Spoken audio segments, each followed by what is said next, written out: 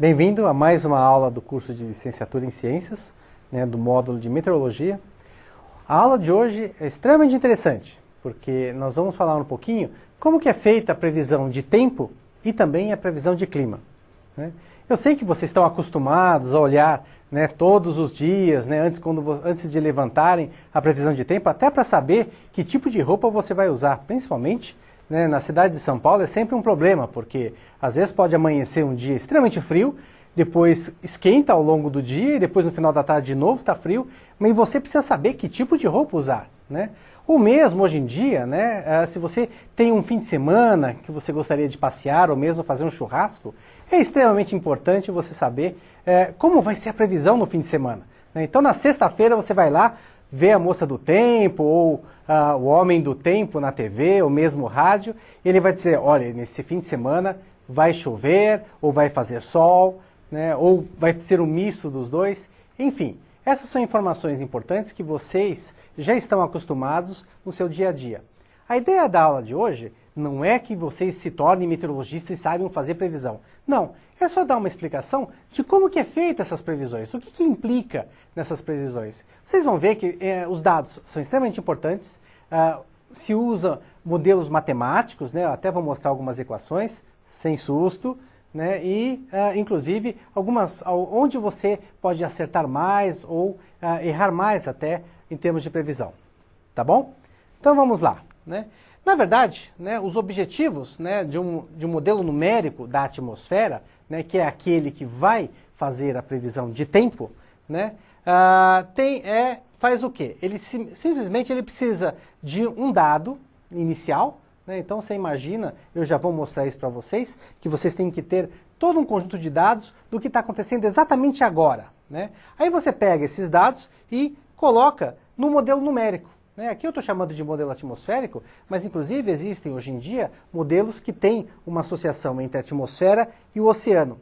Inclusive para a previsão de clima, que eu vou falar daqui a pouco, isso efetivamente é muito importante. Tá? E depois você você pega esses dados, jogou nesse modelo numérico e esse modelo numérico vai te dar um estado futuro, que é uma previsão, ou uma simulação de como seria o tempo baseado no conhecimento que eu tenho hoje. Tá, ok? Bom, então, o que são esses dados? Na verdade, são vários tipos de fontes de dados.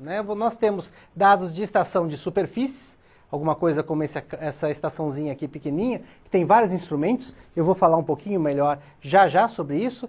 Dados de estações de radiosonda, também vou falar sobre isso. Na verdade, radiosonda é um balãozinho que sobe com o equipamento e que vai fazendo medidas de temperatura, umidade. Você tem estações automáticas, que são estações que você coloca em vários pontos diferentes, vamos supor, do nosso país, e eles ficam fazendo medidas sem nenhuma interrupção ou nenhuma mão humana ali. Aí eles mandam esses dados para um satélite, desse satélite vai para outras regiões. E também tem, nos oceanos, você tem boias oceânicas, são boias que também têm equipamentos e dados, que são mandados via satélite e depois vai para outros centros. Aviões, os aviões costumam fazer medida, mesmo os aviões comerciais, aqueles que nós somos acostumados a voar de uma região para outra, eles podem sim fazer medidas e mandar esses dados para outras regiões. Tá? Temos também dados de navios, radar meteorológico, eu vou explicar também o que é isso, e satélites, que podem cobrir toda a superfície da Terra.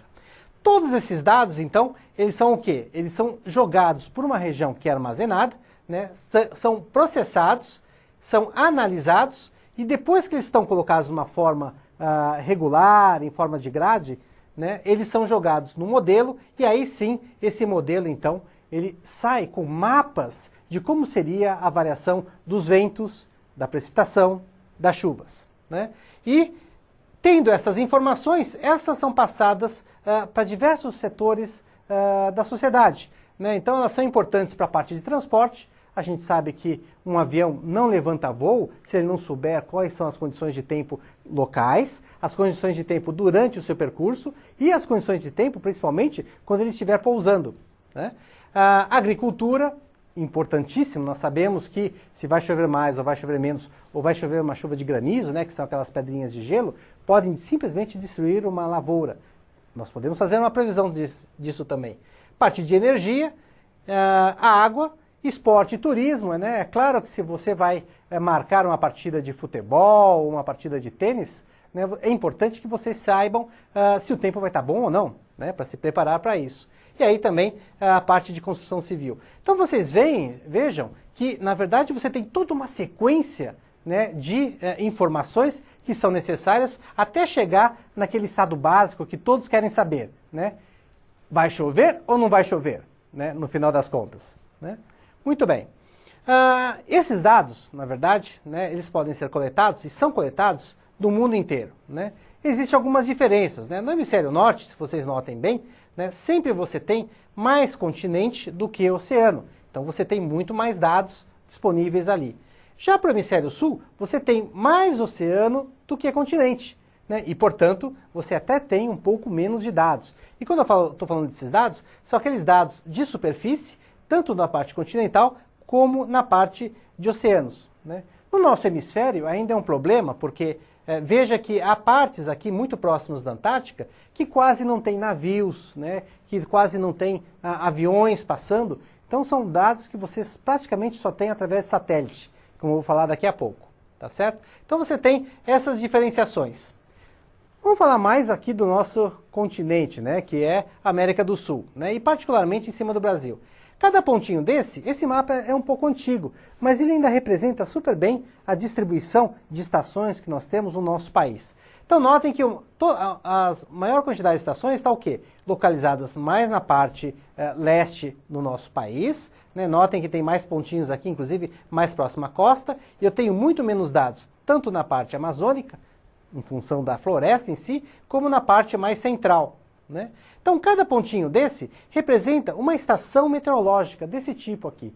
As estações meteorológicas, na verdade, elas têm um cercado, e dentro desse cercado você tem diversos tipos de instrumentos que fazem medidas, e são essas medidas, né, como eu disse anteriormente, que vão acabar alimentando os modelos numéricos, e dessa forma você vai ter a sua previsão de tempo.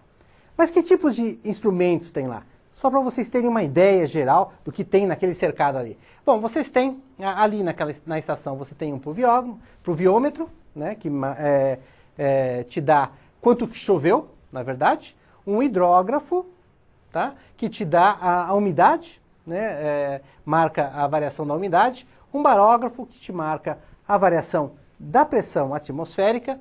Você tem, a gente chama de psicômetro, que na verdade é extremamente interessante. São dois termômetros normais. Um deles está desse lado, você tem uma determinada temperatura ali do ar, e o outro a gente chama que é um termômetro de bulbo úmido, né? Por quê? Porque junto a ele você coloca uma espécie de paninho umedecido. Então, na verdade, como esse paninho está umedecido, né, ele está removendo o calor do termômetro. Então, a diferença de temperatura de um termômetro para outro te dá a umidade relativa do ar, né? Então, obviamente, quando essa diferença é zero, é porque o ar está extremamente úmido, ou seja, está chovendo, né? Então, esse é um dos instrumentos extremamente interessantes e importantes. E esse aqui, ó, é aquela radiosonda que eu disse para vocês, né? E o que é essa radiosonda? Ela constitui de um balão, né? Esse balão é um balão um pouquinho mais sofisticado que um balão de festa, né? Ele é maior, ele tem uma borracha mais grossa. Por quê? Porque, na verdade, ele é preenchido com hélio, ou mesmo hidrogênio, que são gases leves, né? E ele vai subir, né? O observador solta esse balão, e esse balão carrega um instrumento desse tipo aqui, ó. Esse instrumento, ele mede temperatura, umidade e pressão. À medida que ele vai subindo, ele vai emitindo um sinal, e aí tem uma antena que vai seguindo, né? Aí ele vai subindo, né? Essa antena vai seguindo, então eu tenho a direção e a velocidade do vento em função dessa subida desse balão, né? E aí ele vai subindo, vai mandando essas informações, e eu sei então, né, como é que está o perfil de temperatura, né, e de umidade na vertical. Então notem que até agora eu peguei esses instrumentos estão aonde? Na superfície, né? Enquanto que aquele instrumento ali faz com que a gente tenha dados exatamente na vertical, né? Extremamente interessante e importante. Por quê? Porque nos modelos numéricos você precisa não só dados na horizontal, mas também o que está acontecendo na vertical, né? Dois instrumentos muito importantes para a meteorologia, e se você quer fazer uma boa previsão de tempo, eles são necessários. Um deles é o radar meteorológico, né? O radar, na verdade, né, emite um pulso de onda eletromagnética, encontra as ondas, as gotinhas, as gotículas, e é devolvido para esse radar que mede exatamente esse volume da gota, né? Portanto, veja que o que você tem aqui é exatamente o que está acontecendo. O que o radar te dá é a chuva em si, tá certo? O satélite é extremamente interessante, né? Você tem satélites que têm órbita equatorial, né?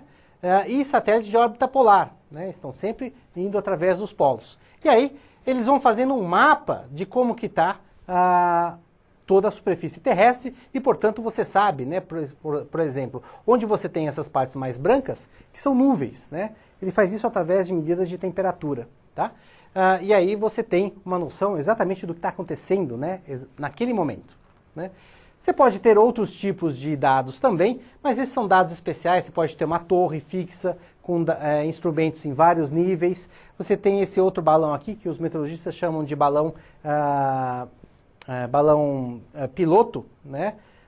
O balão cativo, a bem da verdade, que também tem aquela mesma radiosonda, só que ele é preso. Tá? Aí você vai subindo, né? Ele vai fazendo medidas e você traz de volta.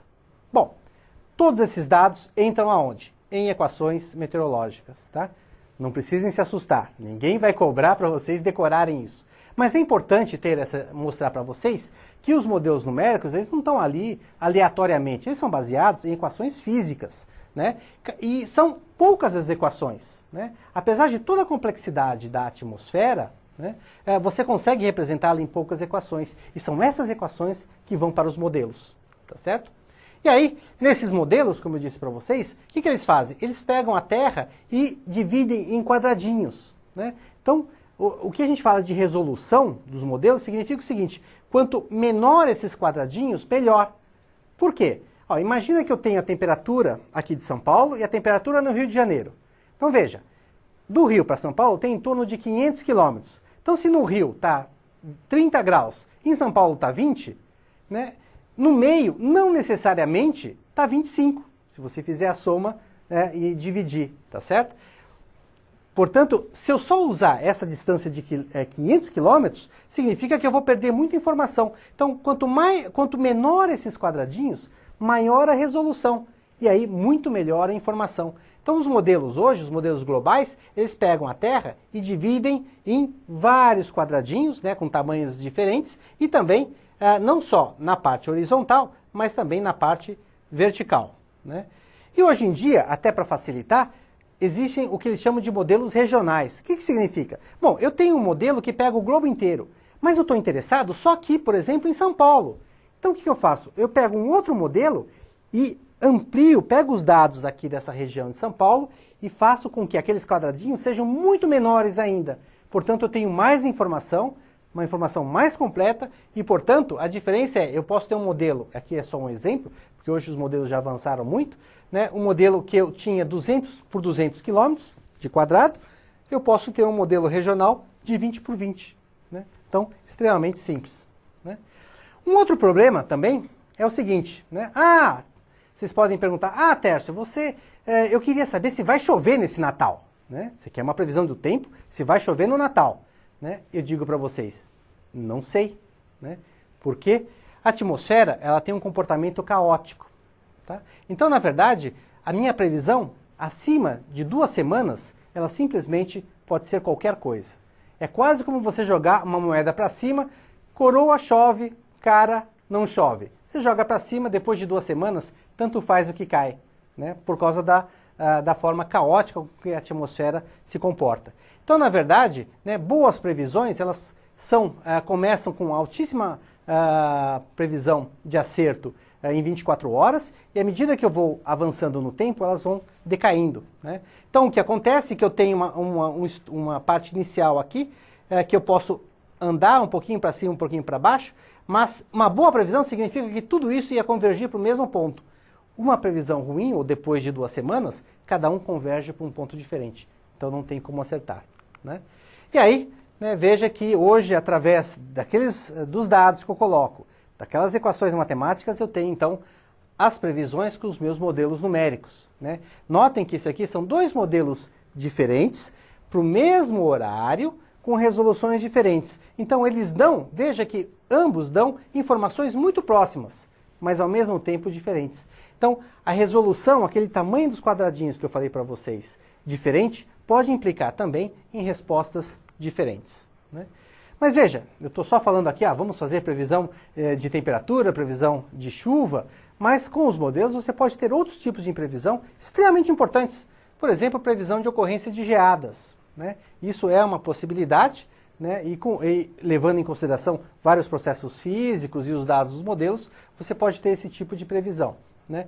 E previsão, inclusive, de nevoeiros, né? E nós sofremos muito com isso, né? Principalmente em estradas. Então, também você pode ter previsões numéricas nesse sentido, né?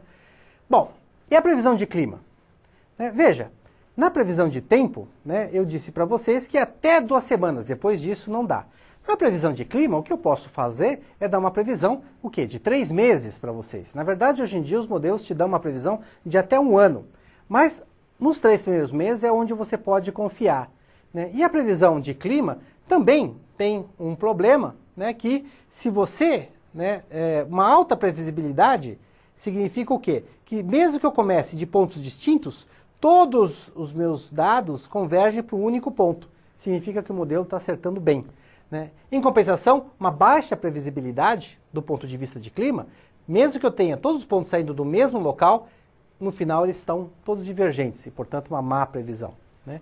Na previsão de clima, o que é importante, né, é a variação mais lenta, né? E aí os oceanos têm um papel fundamental, né? Por quê? Porque como a água, né, o coeficiente térmico da água faz com que ela se aqueça mais vagarosamente ou se esfrie mais vagarosamente, você tem um controle maior dessa transmissão de energia, né? Então, para a previsão de clima, o que é importante é o quê? Exatamente levar em consideração como que é essa variação do oceano e, portanto, como que ele vai acabar influenciando na atmosfera. Então, o que se faz? Né? Muito rapidamente, só para vocês terem uma ideia. Primeiro você pega o seu modelo numérico e usa uma temperatura da superfície do mar climatológica. O que significa? Eu pego a média de janeiro, a média de fevereiro, a média de março, né, e de todo o ano e integro no tempo o meu modelo. Depois eu pego só os dados iniciais, como na previsão de tempo, mas nesse caso aqui da temperatura da superfície do mar, e eu integro outro modelo que faz a previsão da temperatura da superfície do mar. E é isso que eu jogo no meu modelo. E, portanto, eu tenho a minha previsão do clima, né? Como os modelos podem ter erros, né, eu uso o quê? Em vez de pegar o que está saindo diretamente da previsão, eu trabalho com o que vocês já devem ter visto, anomalia. Ou seja, a diferença entre o que o meu modelo, do ponto de vista climático, me dá, menos o que o meu modelo, do ponto de vista de previsão. A diferença dos dois me dá anomalia, tá? E a temperatura da superfície do mar, existe um modelo que faz exatamente isso. Pega essa variação do que está ocorrendo aqui, integra no tempo, e é esse dado aqui que vai para o modelo climático para te dar a previsão. Em cima da América do Sul, a região mais tropical, né, na verdade norte, parte do nordeste, tem alta previsibilidade. Essa região mais de médias latitudes tem uma boa previsibilidade, média. Mas existe uma faixa aqui que é terrível, que tem muito baixa previsibilidade. Os modelos têm dificuldades de fazer uma boa previsão do clima nessa região. Quer ver um exemplo legal?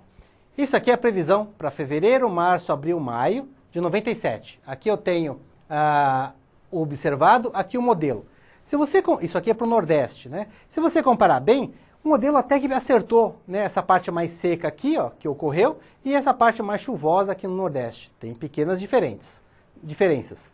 Quando eu vou para fevereiro, março, abril, maio de 99, de novo, veja que o modelo previu que ia estar seco toda essa parte da costa do Nordeste, e realmente teve, né? Teve pequenas diferenças, aqui ia estar mais chuvoso, teve mais chuvoso, então no geral o modelo acertou super bem.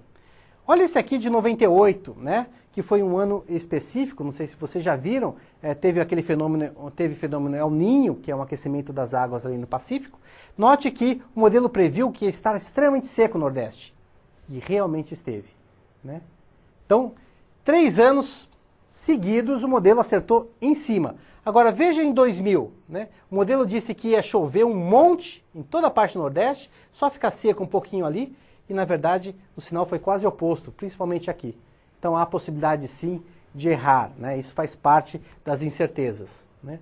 E aí quando você pega aquela figurinha, mas dessa vez do ponto de vista prático, se eu pego uma região aqui no Nordeste, veja que mesmo que eu pegue o meu estado inicial e varie um pouquinho, né, para os próximos 3 meses eles caminham quase que juntos. Então isso aqui implica uma menor dispersão, então houve uma boa previsão nesse caso. Aqui não. Veja, eu pego diferentes pontos e aí cada um deles vai cada um para um lado. Então você tem praticamente uma dispersão enorme aqui.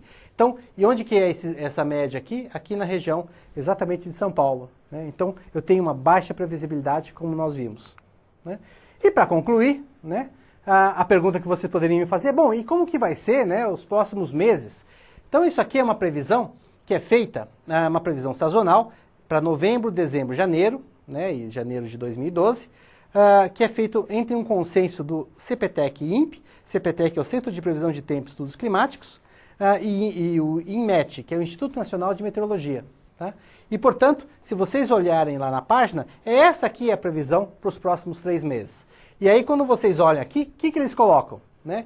Veja, aqui em cima é acima do normal, uma previsão de chuva acima do normal, aqui é normal e aqui é abaixo do normal. Quando você pega de normal para cima, significa que a previsão aqui para cima, ó, tem 75% de chances de ser muito bem, de chover bastante. Enquanto que aqui na parte mais sul, quando você soma esses dois, ele tem 75% de chance de chover pouco. E o resto, o cinza aqui, eles colocam como climatologia. O que significa? Se você pegar a média climatológica de novembro, dezembro, janeiro, né, é isso que eles estão dizendo que vai ocorrer aqui. E isso significa que houve, o modelo não convergiu nessa região aqui, como nós já tínhamos visto. Tá? Então a diferença de tempo e clima é o seguinte, né? Para o tempo, né, você tem um período mais curto, tá? E, portanto, você pode ter com mais precisão se vai chover ou não. Para clima, você não tem quanto que vai chover, você tem uma tendência. Então pode ser que aquela estação seja uma estação mais chuvosa ou até uma estação mais seca, né? Que se baseia exatamente nessa variabilidade mais lenta. Tá ok? Bom, então por hoje é só com relação à parte de previsão de tempo e clima. E na próxima aula nós vamos tratar das mudanças climáticas, né? Que é um assunto que está exatamente na ponta do iceberg nas discussões da mídia hoje em dia. Muito obrigado e até a próxima.